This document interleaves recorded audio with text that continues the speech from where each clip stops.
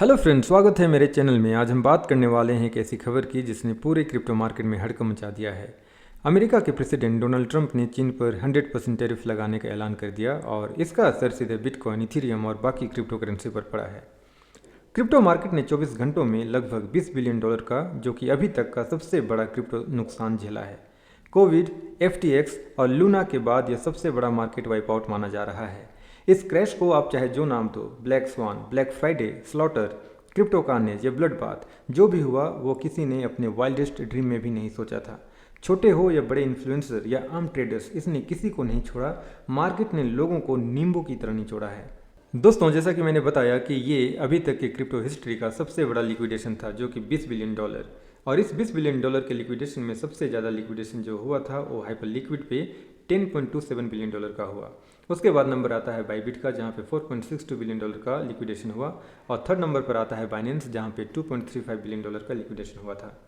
इस डंप से पहले बिटकॉइन $1,22,000 पे ट्रेड हो रहा था और सीधे एक ही कैंडल में डंप होकर, फ्लैश डंप होकर $1,01,000 तक आ गिरा।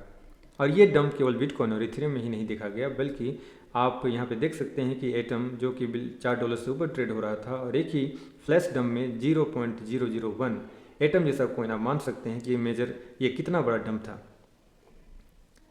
एक क्रिप्टो यूजर गोल्डन ने लिखा है कि पेंगो में सिर्फ 11 मिनट में 80% का डंप देखा गया, फाटकॉइन में 13 मिनट में 82%, वीफ में 10 मिनट में 79% और बोंक में 78% सिर्फ 9 मिनट में।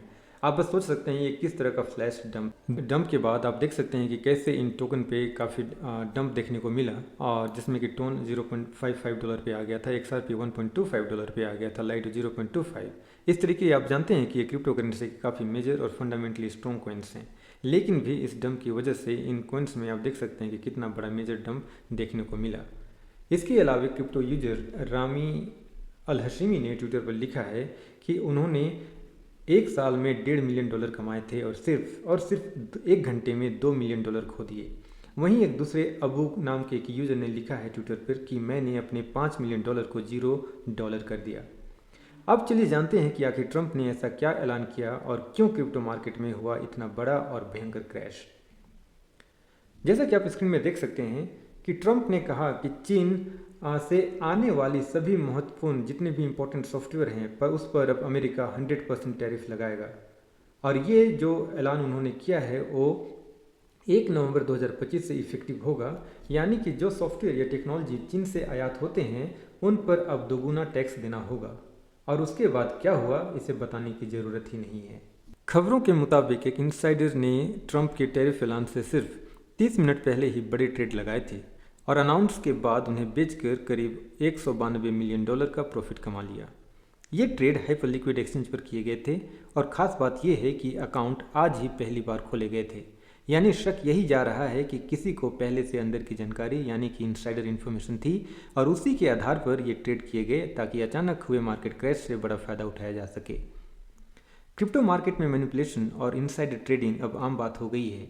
कुछ बड़े खिलाड़ी पहले से जानते हैं कि क्या होने वाला है और उसी हिसाब से अपने ट्रेड लगाते हैं, जबकि आम निवेशक या आम इन्वेस्टर जो होते हैं उनको नुकसान झेलना पड़ता है।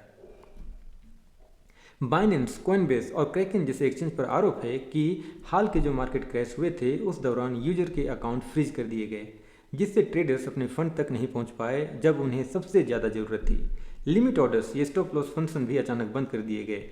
इस चाल ने बाइनेंस, कॉइनबेस और क्रैकन जैसे एक्सचेंज को इतिहास की सबसे बड़ी लिक्विडेशन इवेंट में अपना प्रॉफिट कमाने का बहुत सुंदर मौका दे दिया।